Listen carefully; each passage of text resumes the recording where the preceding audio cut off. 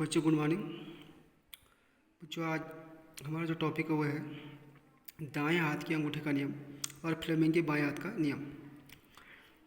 आज हम इन दो नियमों के बारे में जानेंगे, दाएं हाथ के अंगूठे का नियम और फ्लेमिंग के बाएं हाथ का नियम। ये दोनों जो नियम है वो चुंबकीय क्षेत्र की दिशा को व्यक्त करने के लिए प्रयोग में लाए जाते हैं, यानी चुंबकीय क्षेत्र की दिशा को बताने के लिए प्रयोग में लाए जाते हैं। दाएं हाथ के अंगूठे का नियम, ये दायां हाथ है, ये दायां हाथ है तो उसके अंगूठे का नियम जो होगा आपका, जिस ओर क्या होगा, ये जो पेन है मेरी वो चालक है, ठीक है। चालक मतलब जिसमें करंट प्रवाहित हो रही है। जो पेन है वो क्या है, चालक है।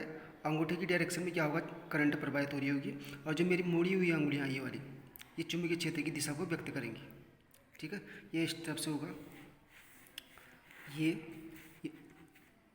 इसमें करंट ऊपर की ओर, तो जो मुड़ी हुई अंगुलियाँ हैं वो चुंबकीय क्षेत्र की दिशा को क्या करेंगी, व्यक्त करेंगी, ठीक है।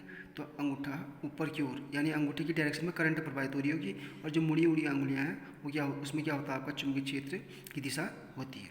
अगर करंट, अभी तो करंट इसमें ऊपर की ओर है, अगर हम करंट क्या करते हैं, नीचे की ओर करते हैं, करंट नीचे की ओर देते हैं तो चुंबकीय क्षेत्र उल्टा हो जाएगा। ये करंट नीचे करने पर चुंबकीय क्षेत्र क्या हो जाएगा आपका, उल्टा हो जाएगा।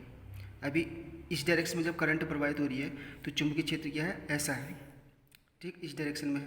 अगर करंट क्या हो जाएगी, उल्टी हो जाएगी, तो चुंबकीय क्षेत्र क्या हो जाएगा आपका, ऐसा हो जाएगा, ठीक है। ये नियम अंगूठे का नियम कहलाता है, ठीक।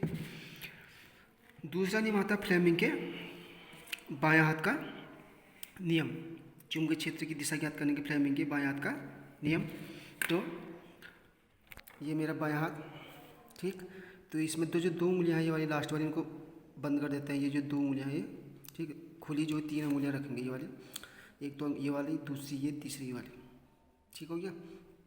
तो फ्लेमिंग का कहना था कि अगर हम दायां हाथ की 3 उंगलियों को इस प्रकार फैलाएं, अंगूठे के बाद जो परस्पर लगातार 3 उंगलियां उनको इस प्रकार फैलाएं, ठीक हो गया, तो वो जो अंगूठा होता है वो फोर्स की दिशा को, यानी बल की दिशा को, और जो ये वाली अंगुली है वो चुंबकीय क्षेत्र की दिशा को, और ये वाली दिशा धारा की दिशा को व्यक्त करती है, ठीक है। यानी ये अंगूठा क्या हो जाएगा, एफ हो जाएगा, यानी बल की दिशा हो जाएगी। बी क्या हो जाएगा, चुंबकीय क्षेत्र की दिशा में हो जाएगा। और जो ये वाली अंगुली है वो क्या, किस में हो जाएगी, आपकी करंट की डायरेक्शन में, जैसे मैंने बना रखा है अभी ये, ठीक है। तो इसमें क्या होगा आपका, अंगूठा किसकी डायरेक्शन में है, ऊपर का जो फोर्स होगा, और इस डायरेक्शन में चुंबकीय क्षेत्र होगा, इस डायरेक्शन में क्या होगा आपका, करंट की दिशा होगी, ठीक है। अगर क्या होगा आपका, फोर्स नीचे की ओर ऐसा होगा तो ये इसका उल्टा भी निकाल सकते हैं।